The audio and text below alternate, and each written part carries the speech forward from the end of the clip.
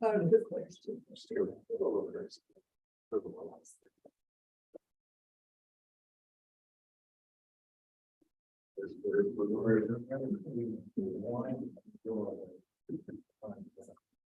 Passover. Shua Elul.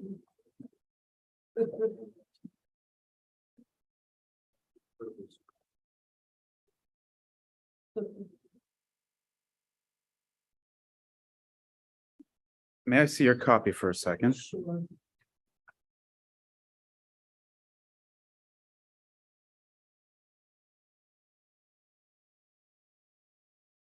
Okay, so if you're using the English, we're actually on section V, number 5. 5 and final.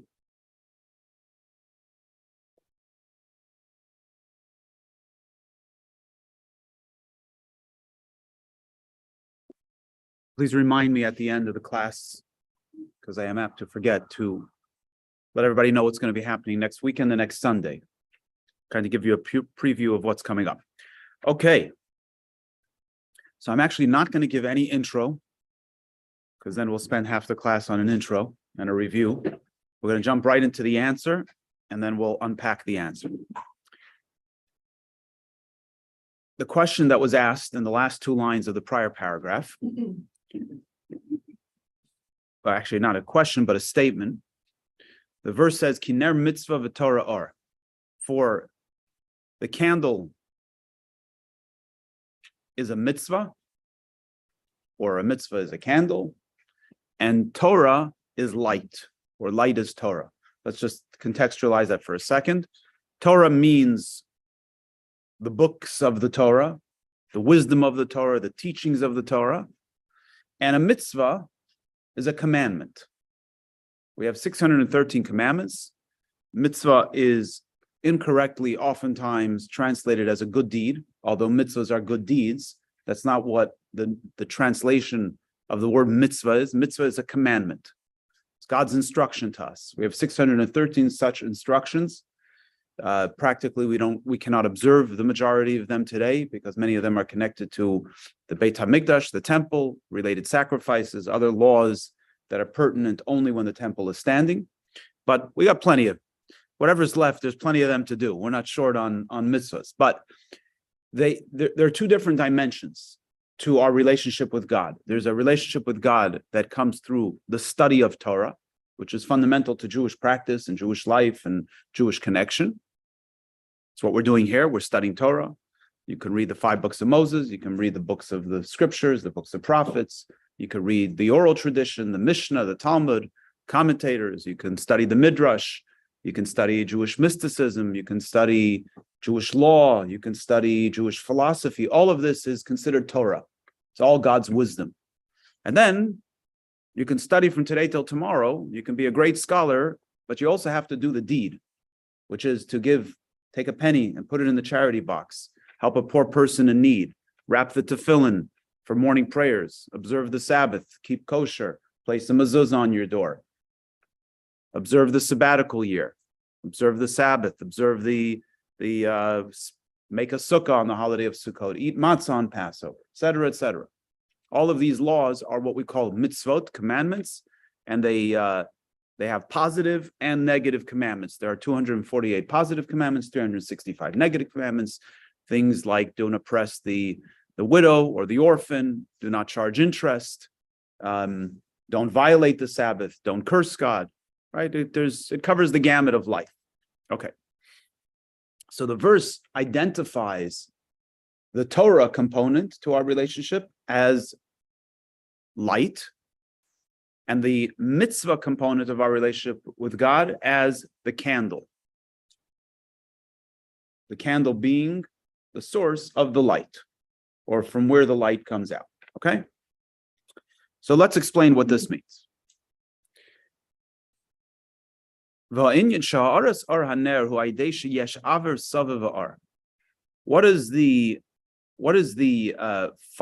fire need in order to be able to burn besides a wick and fuel? It needs oxygen.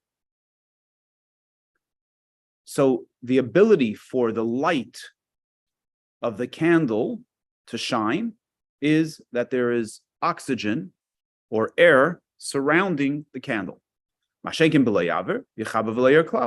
When there is no air or minimal air or oxygen, the candle is extinguished, then it doesn't shine at all. Which is why in the Mishnah it states,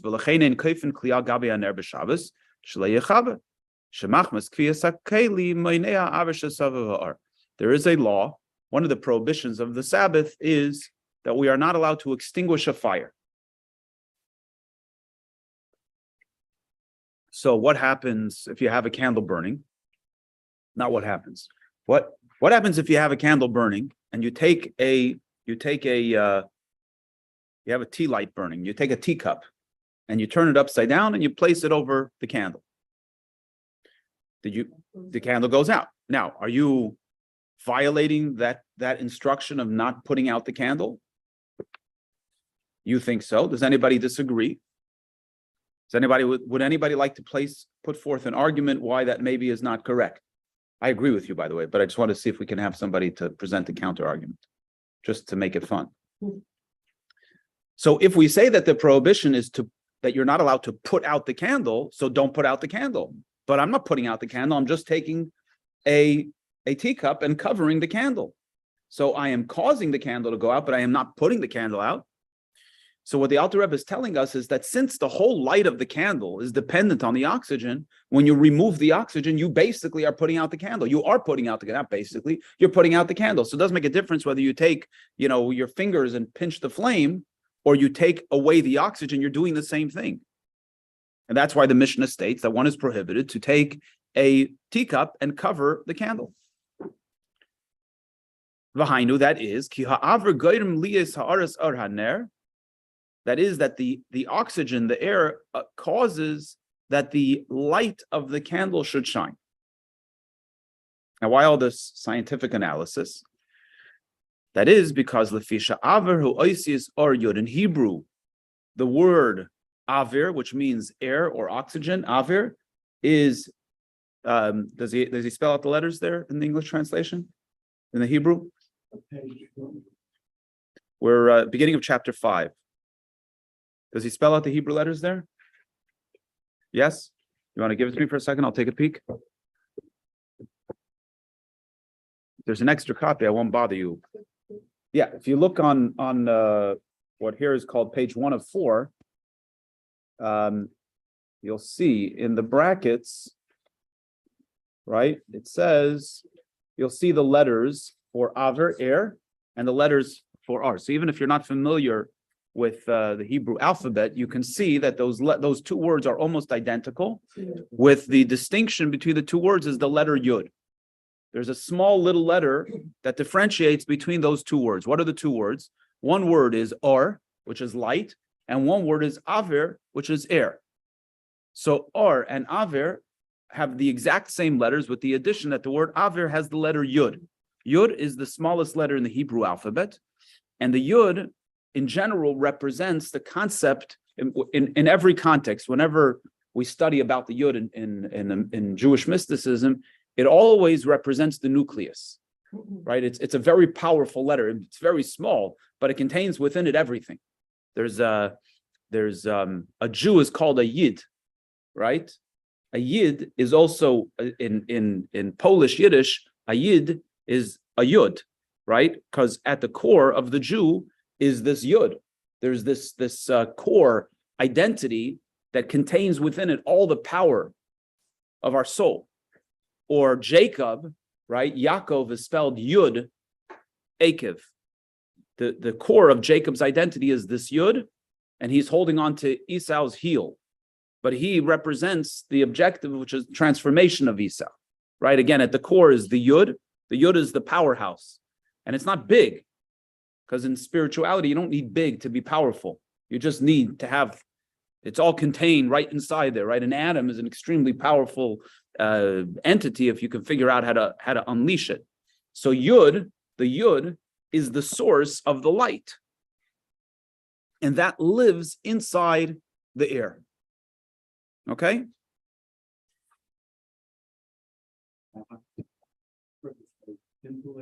Mhm. A pintele means a point, the point of the Jew.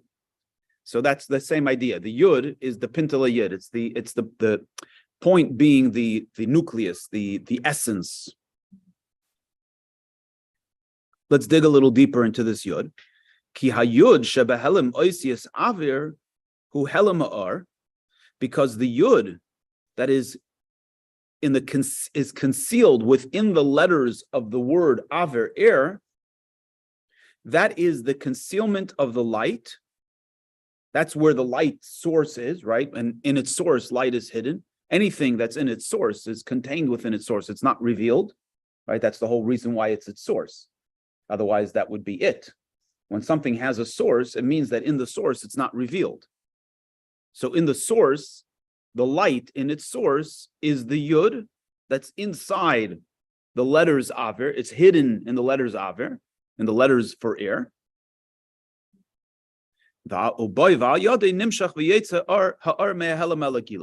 And in it and through it, the light moves from a state of concealment into a state of revelation.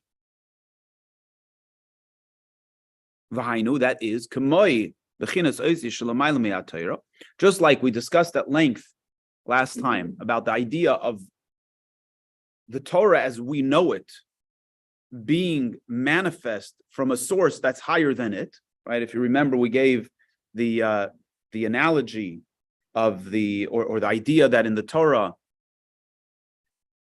there's somebody else talking about God and Moses, right? There's some other dimension that's going on there, which tells us that the Torah as we know it, the revelation process, maybe an extra copy over here, Marnine. The revelation of the process of revelation is already outside of the source of Torah, right? The source of Torah is higher than as it becomes revealed. In other words, once it takes shape as letters, even if they're letters of thought. Remember, we gave the analogy of the PT Cruiser, right? The vehicle, the car, the invention in its source is higher than the invention, even though the invention is where it's at. But when it lives in its source, it's far higher than it is as it becomes manifest. So there's a dimension of Torah that's higher than Torah, and that's where Torah comes from. So the yud in the word avir, the yud in the letter, in the word for air, is the source from where the light of the candle is manifest. Similar to the letters of Torah that are higher than Torah. Before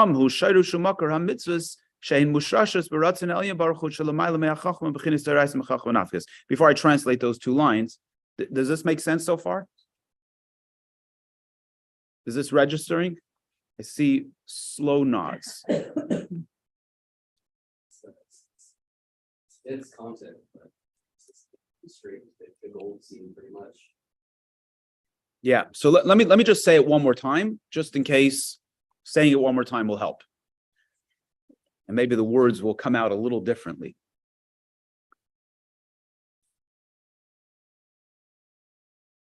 I'm going to take it from the PT Cruiser to the Torah, to the letters that provide oxygen for the candle. PT Cruiser. You've got an inventor who's got an idea in his head or her head. That idea moves from the head to paper, to drawings, to digital matter, mathematical equations to make sure that everything works, and then eventually gets plugged into a computer that then cuts the metal according to the right shape, and all the components come together, and you have a functioning PT Cruiser or whatever other invention is being produced. Even though the end game is where it's at, the iPhone, the PT Cruiser, whatever other invention is being invented, even though that's where life takes place, and this originates in the mind of the inventor's mind is higher it's loftier, it's greater, it's superior to that which is produced. You know, it's an interesting thing. The inventor dies, but the invention lives on. Somebody introduced me to a podcast, and I just started listening to the first one yesterday, which is it's called Founders. Yes. You familiar with it? So I just listened to it's called Founders. And so the one that I'm listening to is about Jimi Hendrix. And he said something called the 29 Club. Anybody ever heard of that? Yeah. So the 29 Club is people who were extremely talented and brought contribution to the world that is so transformative that it lives on long beyond their years. And they died young, typically because of a drug overdose.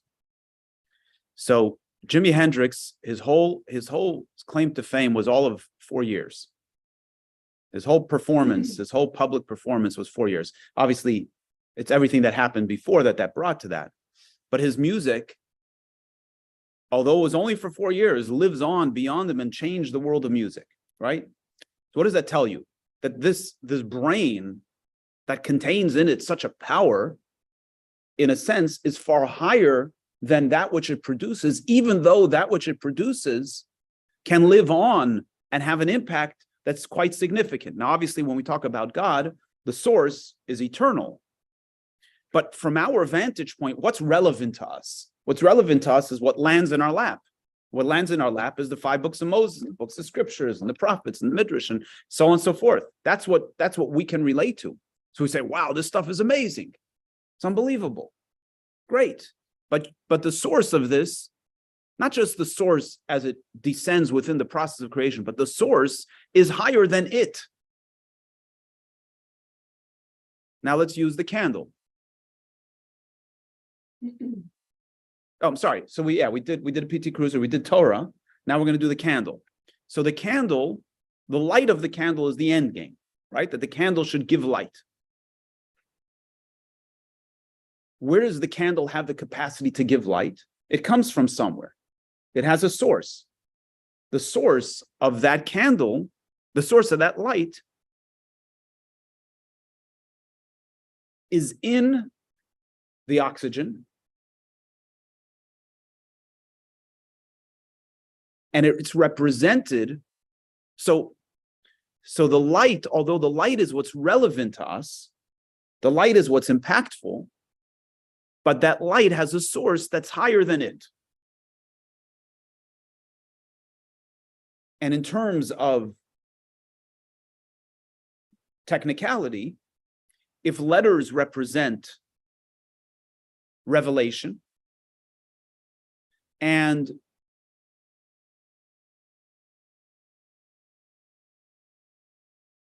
letters have a state of concealment before they become revealed, then if we can see where the letters live in their state of concealment, we can know the source. So if light is spelled Aleph Vav Resh, or light, and oxygen or air is spelled Aleph Vav Yud Resh, that yud, that little yud, represents the source of what this oxygen can produce, which is light. So although light is the end game, the source of the light, which is concealed within the word avir, within the word air or oxygen, is hidden in that little yud.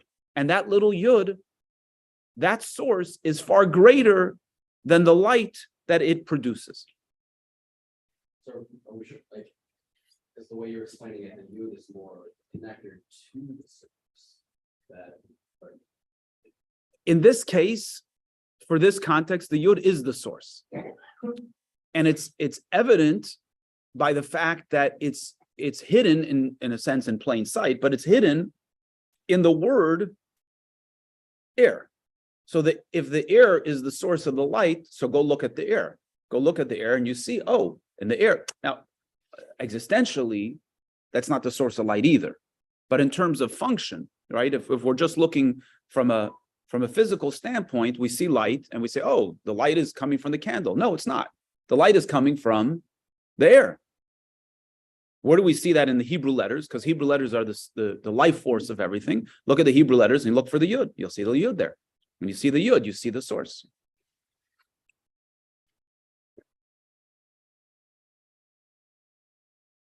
Okay, so does that make it a little better? Yeah. Yes? Okay. Now, listen to this. This is the answer. That source that is higher than the Torah as it is revealed on any level, that is where the source of the mitzvah comes from, the source of the commandments come from.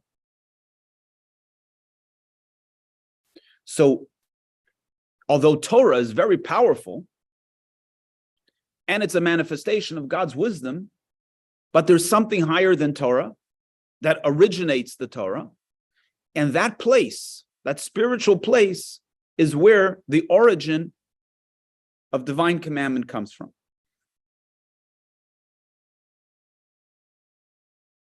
It would be like saying,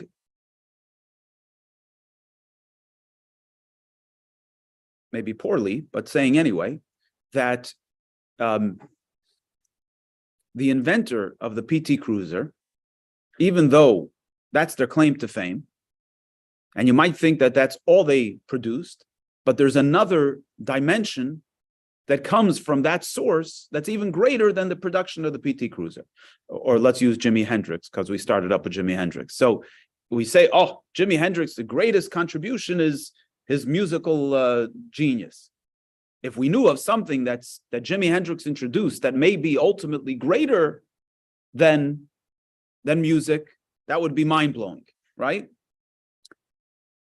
Now, lahavdil, as we say, to make a complete separation, 1,000-fold, many oceans in between, go back to God and Torah. The Torah is unbelievable. It's God's wisdom. You can't, in a sense, you can't get more intimate with God than engaging with his wisdom. But what we understand now that is no matter how lofty God's wisdom is, the wisdom has a source, and that source is higher than God's wisdom, and that source is where God's commandments come from. Let's read it in the text, and then we'll continue to unpack it. V'sham hu shayrush u'makar mitzvahs. That is the source of the root and the source of the commandments. Shei mushrashis b'ratzin elyon baruch hu. They are rooted in God's supernal will. Shelamayla me'achachma, which is higher than wisdom. Bechinis da'iraisa me'chachma nafis, which is the Torah, which comes from God's wisdom.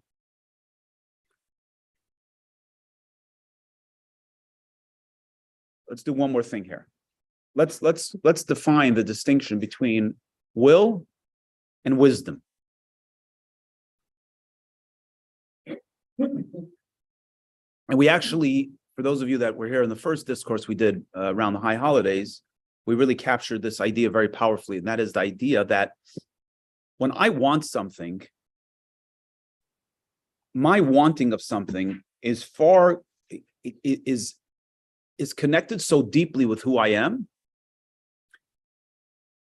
that it's beyond comprehension. It's beyond emotion. Emotions and intellect shape what I want. They're not the source of what I want. So oftentimes you hear somebody say, I want this because A, B, and C. You don't want it because A, B, and C.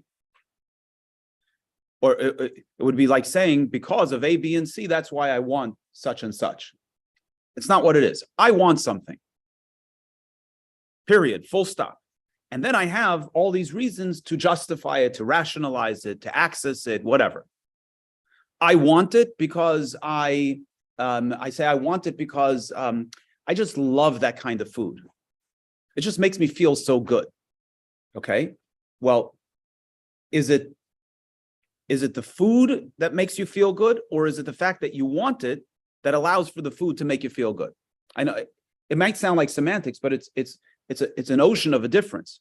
What's driving the outcome? Is the emotion driving the outcome, or is the emotion delivering the outcome? Is the intellect driving the outcome, or is the intellect delivering the outcome? What's really going on here? And when you break it down, you'll find, as we discussed at length, that desire, will, ratzon in Hebrew, is beyond comprehension, and it's beyond rationalization, it's beyond emotional description. When I want something, the want is the whole driver. Take another example. Where do your thoughts live? Don't be shy. You can't get this wrong. Thank you. I hope you can't get it wrong. Where do your feelings live? In your heart. Where does action live?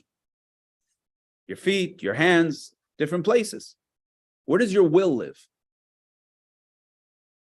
Does it? Think about it for a second. When I want something, where does that come from? What part? Okay, you already went from the brain to the heart. Let's keep on thinking. You went to the gut. First thing is clear, we don't have agreement on this. Because the will doesn't actually have a specific home.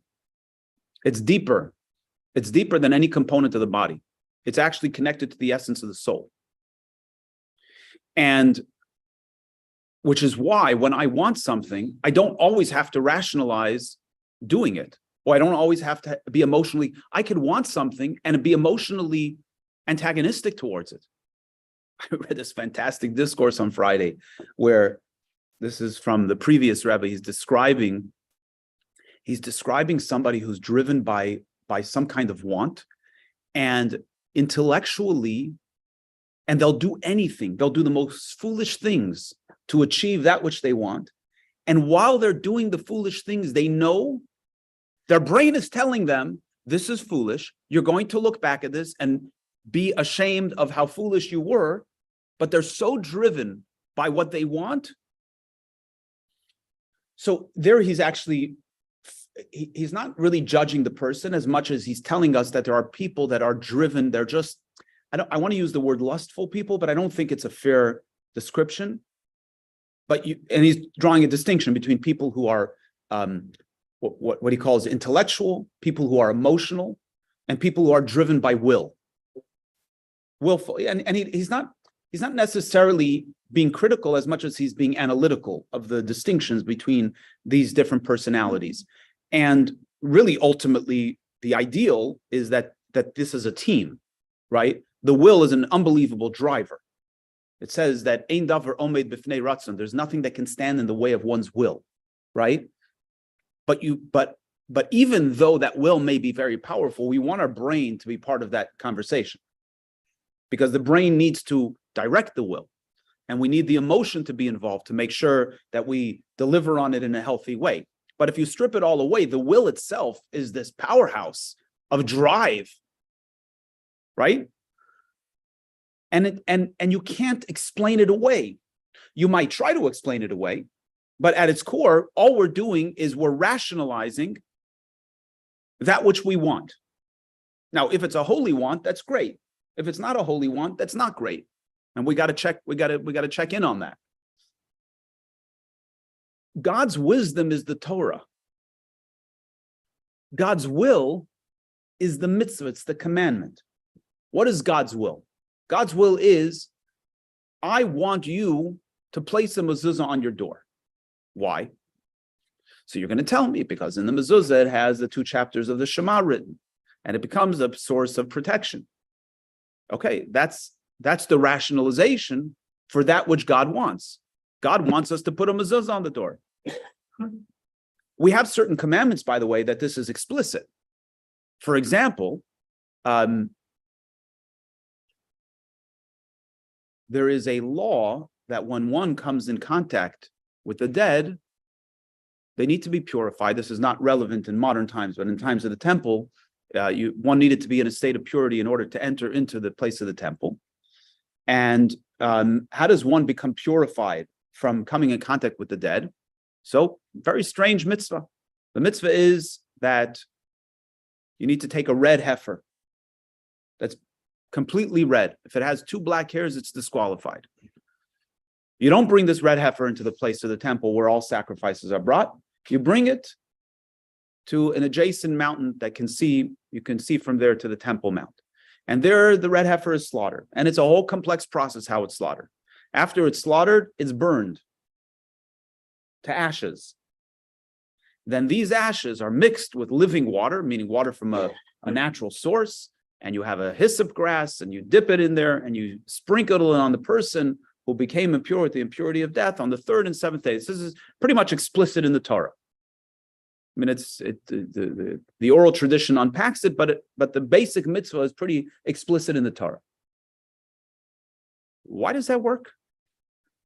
Why does it work that you take a red heifer's ashes and you dip on the third and seventh day and that does the trick? It makes no sense. We have another mitzvah.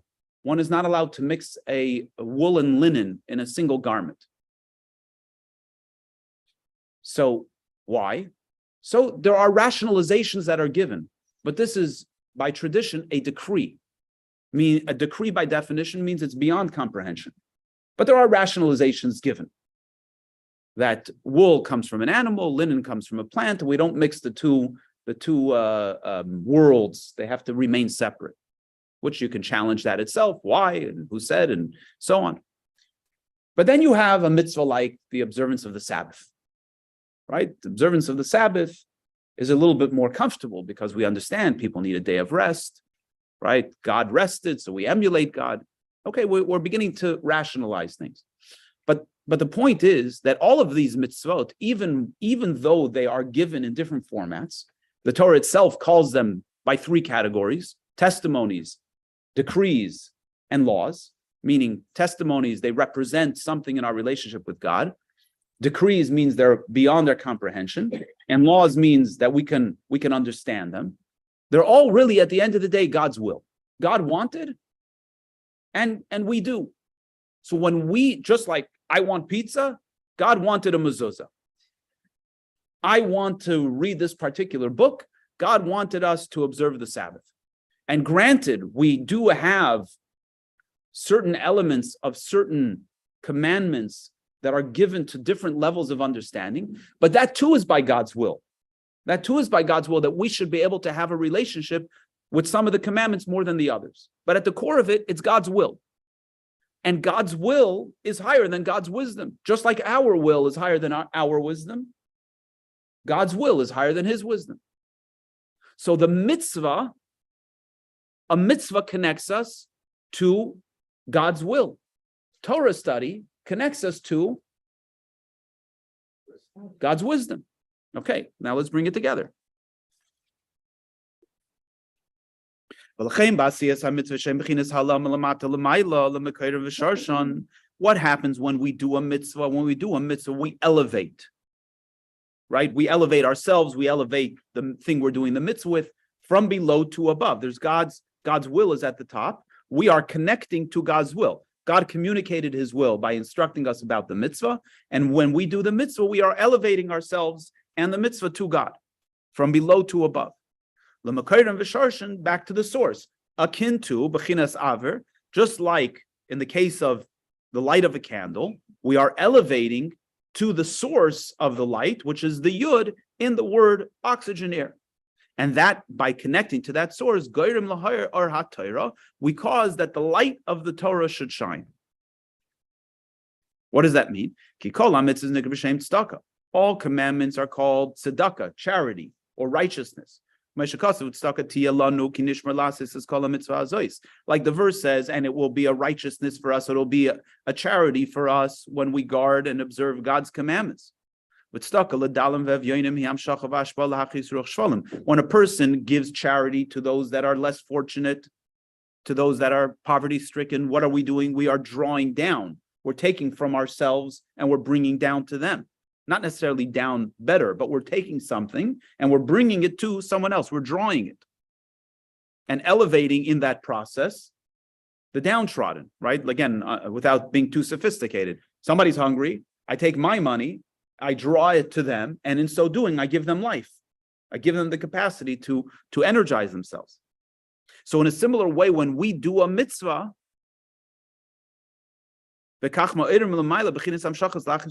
When we do a mitzvah, we are activating, so to speak, God's response to then, in turn, energize the spirit of those that are downtrodden. Because in reality, everything before God is downtrodden, right? God is infinite, and everything that's outside of God's essence is considered as nothing. Everything is considered like poor and downtrodden before God. So what does that look like when it's drawing down? What does that look like? What does the response look like? Just like we said before with prayer, we're going up with prayer, we bring down the response. That response is the light of Torah. Listen to this. What we're doing when we do a mitzvah is we're activating the dimension of God that's higher than Torah. How does that dimension translate itself back down? Through the light of Torah. That's how it manifests itself, right? So the way up is through doing the commandment, which activates the dimension that's higher than Torah, right? It activates the yud in the oxygen, and the response from that is that it manifests light, both the light in the candle and the light of the Torah. This is the process. When we pray, the angels take our prayers up to God. They become transformed from physical words into spiritual matter. And then there's a response from God, which is the Yehi Ratzon, may it be your will, that God then in turn creates a new divine energy, a new light that comes back down. The same thing, when we light a candle, we're activating the yud inside the oxygen, which in turn causes the candle to burn, to produce light. When we do a mitzvah, we are activating the dimension of Torah. We're activating the dimension that's higher than Torah, and the response comes down through the light of the Torah.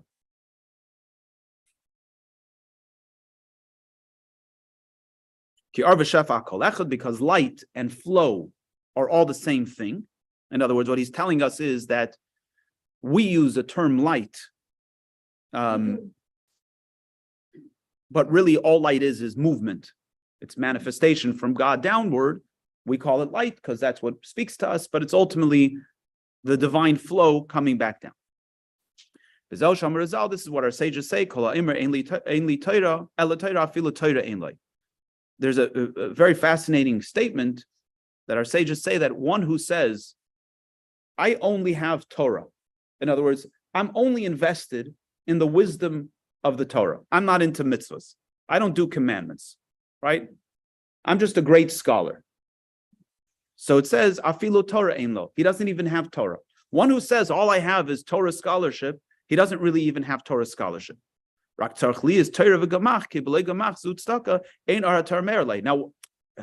on a human level, we understand. If all you're about is wisdom, then you're like, what kind of person are you? You have no impact in this world. But he's telling us something far deeper than that.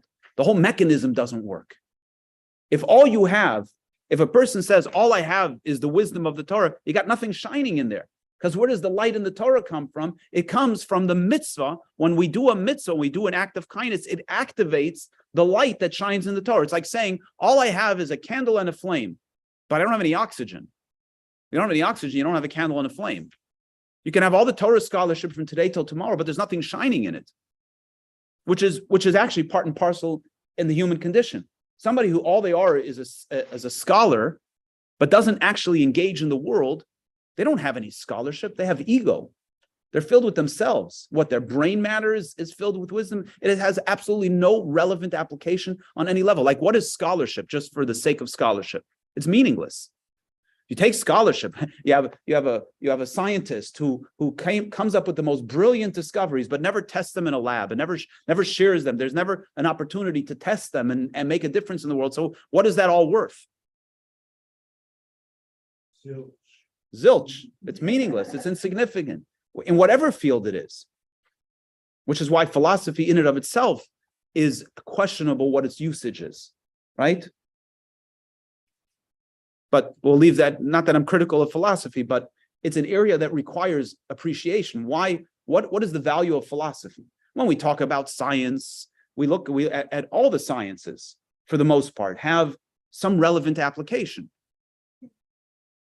So we can say, you're a scientist, You're a brilliant scientist. You understand everything, but you've never tested anything. You've never told anyone about your theories. So what's it all worth? Bupkis, zilch. So the same thing is true. One who studies Torah. So what are you telling me? You're great because you're studying God's wisdom, but there's nothing shining in it. The light's off.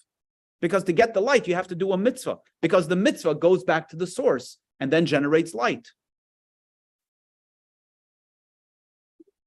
Instruction of King Solomon, that anyone who has that wisdom must use God, otherwise, or you must love God through those actions. Because otherwise, it just doesn't work. Yeah. So now, this is what it means in that passage, that one who says, all I have is Torah, that even Torah he doesn't have, because the Torah he doesn't have any relationship really with the Torah, only with the letters of the Torah. And this is what it means, that he draws down a spirit through the mitzvah. Now one draws down a spirit. The spirit, both metaphorically and literally, is the air, the oxygen that's inside that air.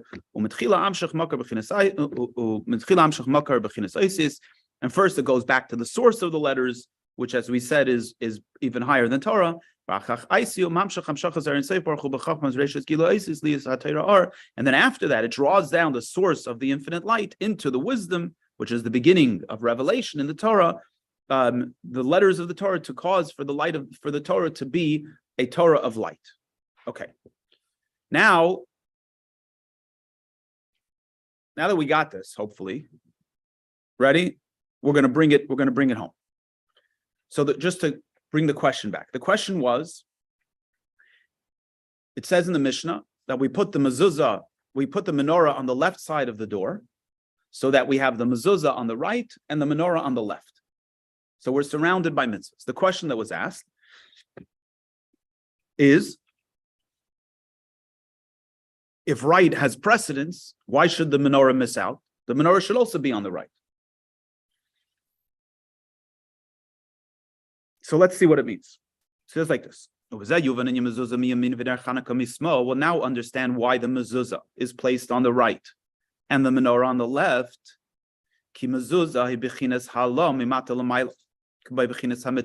What is a mezuzah? A mezuzah is a mitzvah. And the act of the mezuzah is to elevate, as we've been saying, to elevate from below to connect to above. Connecting above means connecting even higher than Torah. The inyan mezuzah hushakaisim parsha shma v'hayim shemaya shekasav sham shem echad v'yahavta b'chol vav b'chol nafsh b'chol medecha b'chinas hala. What's written in the mezuzah? In the mezuzah, we have the passage Shema Yisrael Hashem Elokeinu Hashem Echad. Hear, O Israel, the Lord our God, the Lord is one. And you shall love Hashem your God with all your heart, with all your soul, with all your might. What is this whole movement that's going on here? Is this a downward movement or an upward movement? It's an upward movement, right? Here is the Lord of God, the Lord is one, and you shall love Hashem your God with all your heart, with all your soul, with all your might. It's an upward movement, right? We're trying to connect to God above. We place the mezuzah on the entrance of the home to elevate the whole home, right? The Shema is it's called a honing device, right? It's to connect upwards, right? The content of the Shema is a connection upwards. So we place it on the door of the home to connect the home upward, right? That's what we're trying to do, trying to elevate the home. And everything that's in the house, all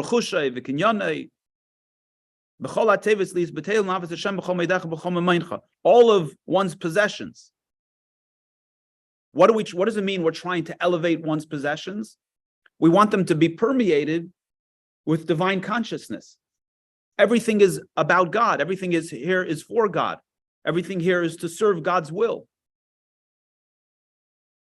So my home and everything that's in it, all of the possessions that are in it, all the actions that take place in it, the act of placing the mezuzah is a mechanism through which we direct everything upwards. We elevate everything upwards. Similar to letters, when we put the right meaning and articulation in the letters, they become elevated. They go upwards. They become devices through which we become elevated. We become drawn with the letters to the source. And that's why we place the mezuzah on the right side of the door. King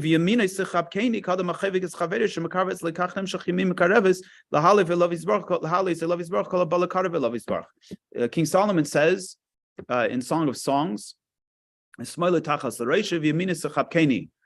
left hand underneath my head, and with his right arm he embraces me. So the right represents embrace. Here we're talking about God's embrace. So we place the mezuzah on the right side of the entrance like one who's embracing the other. So too God's right embraces us. In other words, again, what are we trying to do? We're trying to get close to God. So we place the mezuzah on the right. So that's all the mezuzah on the right. You ready?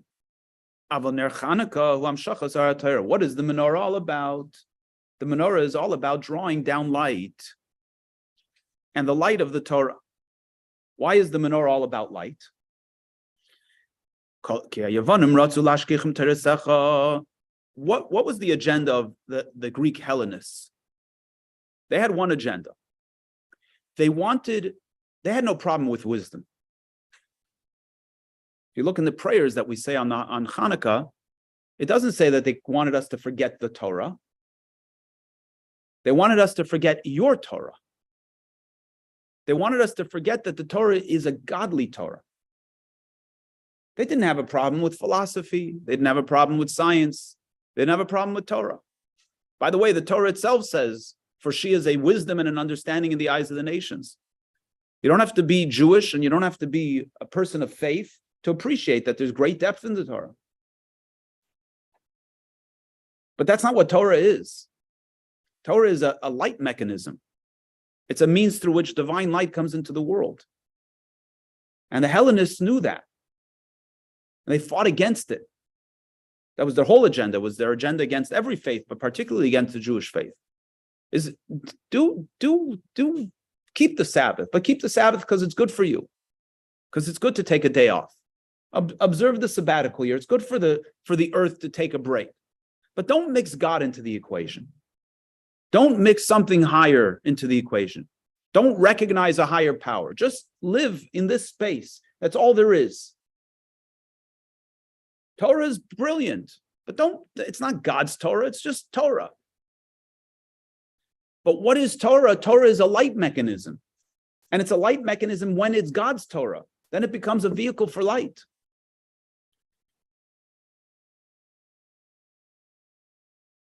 That's why the menorah goes on the left.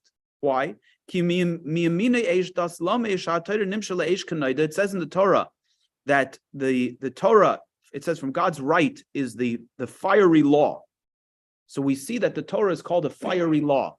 Fire belongs to the left. Fire belongs to the realm of discipline, harshness. Doesn't all have to be negative, but fire belongs to the left. Water belongs to the right. Water is flowing, it's passive, it's giving. Fire is destructive. It's limiting. It's defining. Warmth, heat, all of that creates fragmentation, which is necessary, a lot of it. But the point being is that the Torah is called a fiery law. And therefore it comes from the left. It belongs on the left. So we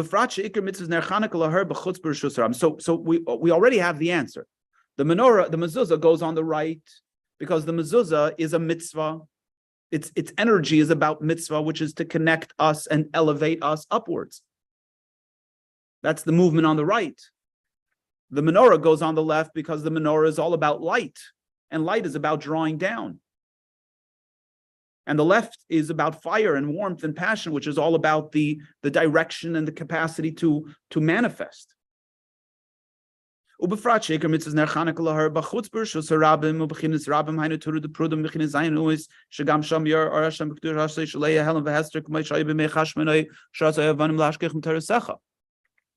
And the Talmud says that we place the menorah to illuminate the public space, because the public space spiritually represents fragmentation. Fragmentation in this case meaning that there's spiritual disconnect, right? A private domain means that my home brings me together. It brings my life together. It brings my family, it brings my things. My things live in my home. I don't leave my things out in the public space because there's fragmentation out there. And literally the public space is a place, it's not safe in the public. So if I want to bring stuff together, I bring it into my private domain. Public domain is fragmentation. So spiritually, the home is a place where God comes together. Spiritually, the public space is a place where there's fragmentation. What's the purpose of the menorah? To illuminate the public space. That's a hard job. The Greeks wanted us to promulgate the fragmentation. That's what they were all about. Don't bring God. Take God out of the equation. What's the result? You take God out of the equation, you have more fragmentation. So our response to that is to illuminate the public space with the light of Torah, which then brings it all together. And so when they were victorious when the house of the Hasmoneans, the Maccabees, were victorious, our sages established that the light of the Torah should illuminate even into the public space. This last paragraph obviously is part of the discourse, but it takes us down a little bit of a path. So I'm gonna read and translate. I'm not going to get into it. I also want to make one more point about the whole Chanukah story that'll also be helpful in bringing all this together. So the public space represents the space of what's known classically in biblical terms as the 7 nations, right? The land of Canaan was occupied by 7 nations, and they represent the job of the Jew in the world, the job of Torah, which is to refine the 7 nations. So it says, Reisha de Esav be'it ba'atva de Yitzchak shemechines gur shem bechines smo. It says that the head of Esav, I think it says in the thigh. Does it say the thigh? How does it translate it there? Anybody looking in?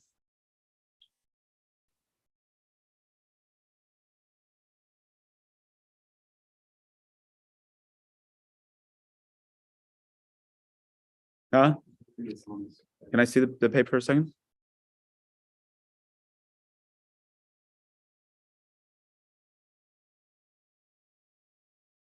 Interesting. Okay, it stops it there. Okay. That's interesting that he doesn't include it in the translation. Okay, so I'll read this quickly here. It says that the head of Esav is in the thigh of Yitzchak. This is a Kabbalistic idea, but it's also a literal idea. It says that when Jacob died, so if you remember the story when 2 weeks ago, after Jacob had taken the blessings, so Rebekah overheard Esav saying, I'm going to wait till the old man dies, and then I'm going to go kill Jacob. So Rebekah tells Jacob, why don't you leave town for a little while till things cool down? Why should I lose both of you in one day? So much later on, after Joseph is sold into slavery, he becomes the viceroy of Egypt. Jacob comes down to Egypt. Jacob dies, and his sons bring him to Israel, to Hebron, where he's going to be buried. That's where his burial plot is. So it says that they were all gathered there, and Esav comes along, and Esav says, "I'm the firstborn. This is my spot. You can't bury Jacob here. It's my burial spot." So they said, "Yeah, but you sold the birthright to Jacob." So they said, "Well," he says, "Where's the paperwork? I need the lawyer's documents." So he said, "We left it back. We left it back in Egypt." So they said, Naphtali, who was Jacob blesses Naphtali. He says, "Naphtali ayala shlucha." He's like a speedy deer, right? He's a quick gazelle. They said, "Naphtali, go back to Egypt to get the paperwork. Come on, we're wasting time with this guy. Go get the paperwork so we can go on with the ceremony." So he leaves. And there was a kid there, his name was Dan. Chushim, the son of Dan. And Chushim was deaf. And he sees everybody waiting around. He sees his grandfather dead there that needs to be buried. And he says, what's going on here? He's doing his sign language. What's going on here? They didn't have the whole sign language thing figured out. So somebody communicated something to him that Esav was the cause of the disruption. Esav was an old guy already, right? He was older. He was the same age as Jacob. So he was, 137, I think? How was Jacob when he passed away? Anyways, he's standing there. He's interfering with the ceremony here. So Chushim takes a stick and he whacks Esav on the head, and Esav's head comes off, and it goes rolling into the Ma'arat HaMachpelah, to the place of the burial, and it lands at Jacob's thigh. So the fulfillment of Rebekah's prophecy, why should I lose both of you in one day, was what ended up happening. But according to the Zohar, there's a spiritual meaning to this, the head of Esav landing in the thigh of Jacob. And what is that meaning?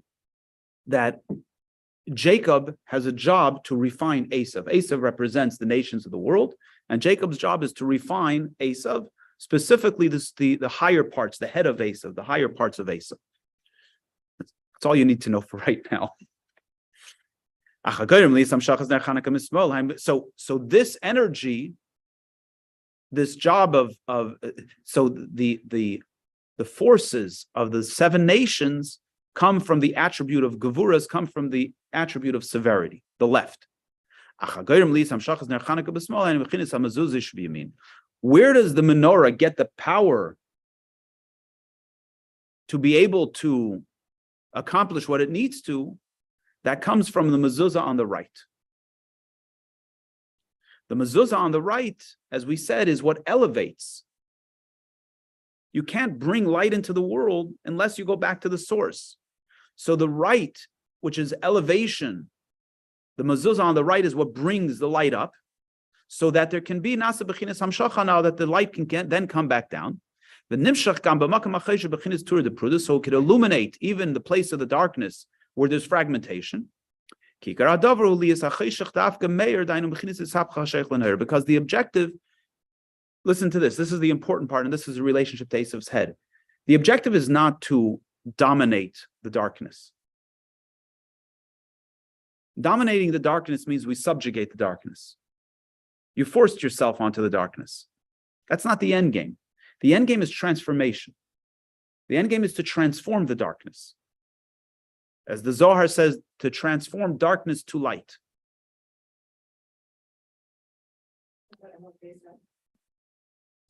Yes, that's absolutely correct. Right? So, what's so fundamental about that is we have to be very careful with darkness, because it's very powerful, and we can be very judgmental of the darkness, meaning that the darkness, if we look at all darkness as exclusively evil, we're missing out on the real power of darkness. But if we can approach it carefully, knowing who we are, knowing our power, knowing our identity, and being comfortable with putting up boundaries when we need to, we can actually harness the darkness and expose its real power, which was, by the way, Esav was an extremely powerful person, which is why Isaac wanted to bless him. But Esav cannot become elevated by himself. He needs Jacob to elevate him. We need the light of Torah and mitzvah in order to elevate the darkness. So when we have the right balance, the right identity, and a recognition of what our job is, we have the capacity to unleash the real power of the darkness. Because everything is a manifestation of godliness. But darkness is godliness so concealed, which means that it's so powerful, which is why darkness can truly be terribly evil if we don't harness it the right way. This is what our sages say. Alma Maika Makayim, Amen Yehesh Merabada Agadata. Ki Agadi Bechinis Targum Shakol Talmud who Belashan Targum Bechinis Acharayim Diktusha Kanoida, Kshnimcha Liashmei Rabbim Varach Benishal Gam Bechinis Targum Shemichas Acharayim, as I Hapa Shech Lener V'Zeker Kiyam Ha'elim. This is an interesting point. I'm not going to get into too much but it basically says the Talmud, give me like 3 or 4 minutes and we'll close out. I know we're going over time here. The Talmud says that on what does the world stand? What gives the world its permanence? When we say the prayer after we study the part of the Talmud that is not the legal part of the Talmud. So in the Talmud, throughout the Talmud, there are 2 parts of Talmud. There's the legal part of Talmud, which is the analysis of law, analysis of the Torah's commandments and how it applies. And then there's something called Igadata, loosely translated the stories. And it's the stories. It's the analysis of the stories in the Torah. It's ethical guidance, ethical instruction. When we finish studying Talmud, we say a prayer. The stories of the Talmud are stated in Aramaic, which represents the idea of the holy tongue in which the Torah is written, being translated and analyzed in the language of the nations. When we say the prayer, the Kaddish prayer, what do we say? Amen, Yehei Shmei Rabba Mevarach, which means may your great name be blessed. So what's happening in this mechanism? We are bringing God's blessing, we're bringing God's name into the place of translation. Again, the idea being the same movement we've been talking about here. There's a world of darkness. There's a world that seemingly is outside of the realm of holiness, which is the language of the nations. It's not the holy tongue. But when we finish studying it and we say the prayer, we're bringing revelation, we're bringing light into that space, which again is the whole objective here. The objective is to elevate through the mezuzah, to connect to the source, and then through the Torah to bring the light into the world in order to bring together the darkness and the fragmentation, to expose its true identity, that it also is godly, and to transform darkness into light. And that's why the mezuzah is on the right, that's the channel upwards, and the menorah is on the left, that's the channel downwards to bring the light into the world, and the whole mechanism works. One final thought I want to say that is relevant to the Chanukah story. The Maccabees, the Hasmoneans, did something that made absolutely no sense. What was it? They went up against an army that was 12 times greater than they were and far more powerful. The Greek Hellenist army, the Syrian army, had 60,000 soldiers. The Hasmoneans had I think you call it a ragtag, 5,000 soldiers. The Greek Syrian army had the latest in warfare. They had the giant elephants. That was a common part of warfare then. The Jews had nothing. And they went and attacked this gigantic army and were victorious. What was that all about? This wasn't a rational approach. It made no sense what they did. But they weren't operating from their brain. They weren't operating from their heart. They were operating from the soul. And the soul transcends intellect and emotion. The soul, like the mezuzah on the right, is all about the connection upward. We're connected higher than all of this stuff. We're connected even higher than Torah. And because we connect upwards, nothing can get in our way. No argument is going to justify for us not to connect upwards. There's something in the way here. It's irrelevant. We're connected upwards. Let's go and do it. And what's the response? Listen to this. What's the response? When they take a candle, they take oil that should only burn for 1 day. God says, there's no limitations here. Oil's only supposed to burn for 1 day. Who says? Only the definition of a finite world, a rationalization, puts a limit on 1 flask of oil to burn for 1 day. Oil can burn for 8 days.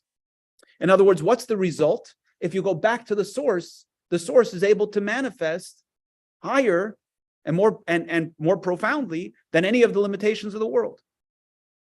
But you got to work the process. You work the process, it works. If you work it, it works, right? If you work it, it works. But you have to know what you're working.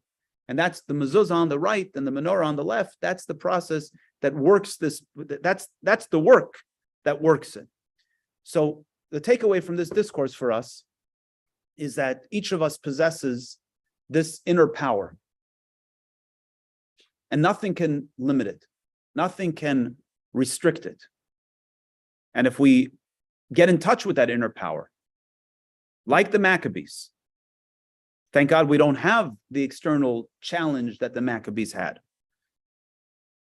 But we still need to, which thank God, but it also creates a different challenge because we don't have the same kind of opposing force. But if we can access that within ourselves, to expose that within ourselves, which in turn means we connect with God in a transcendent way, then God in turn responds to us, and everything about our life becomes operational in a transcendent manner.